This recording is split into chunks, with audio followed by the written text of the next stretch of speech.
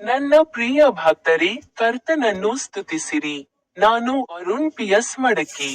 ನಿಮ್ಮೆಲ್ಲರಿಗೂ ಹೃತ್ಪೂರ್ವಕ ಶುಭಾಶಯಗಳು.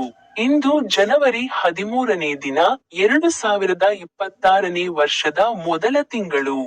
ನಾನು ಜಾರ್ಖಂಡ್ ರಾಜ್ಯದ ಸಿಮ್ಡಿಗಾ ಜಿಲ್ಲೆಯಲ್ಲಿರುವ ಫರ್ಸಬೆರಾ ಗ್ರಾಮದಲ್ಲಿರುವ ವೇಲಂಕನ್ನಿ ಚರ್ಚ್ಗೆ ಸೇರಿಕೊಂಡೆ ಮತ್ತು 1 ವರ್ಷದ ಹಿಂದೆ ತಮಿಳುನಾಡು ರಾಜ್ಯದ ನಾಗಪಟ್ಟಣಂ ಜಿಲ್ಲೆಯ ಬಿಳಿ ಹಳೆಯ ಐತಿಹಾಸಿಕ ವೇಲಂಕನ್ನಿ ಚರ್ಚ್ಗೆ ಸೇರಿಕೊಂಡೆ.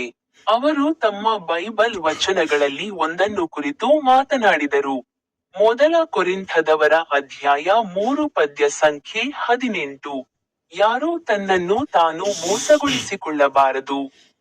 ನಿಮ್ಮಲ್ಲಿ ಯಾರಾದರೂ ಈ ಜಗತ್ತಿನಲ್ಲಿ ತಾನು ಬುದ್ಧಿವಂತನೆಂದು ಭಾವಿಸಿದರೆ ಅವನು ಮೂರ್ಖನಾಗಲಿ, ಅವನು ಬುದ್ಧಿವಂತನಾಗಲಿ. ನಿಮ್ಮೆಲ್ಲರಿಗೂ ಹೃತ್ಪೂರ್ವಕ ಶುಭಾಶಯಗಳು. ಈಗ ನನ್ನ ಯೂಟ್ಯೂಬ್ ಚಾನೆಲ್ನಲ್ಲಿರುವ ಬಟನ್ ಅನ್ನು ಕ್ಲಿಕ್ ಮಾಡಲು ಮರೆಯಬೇಡಿ.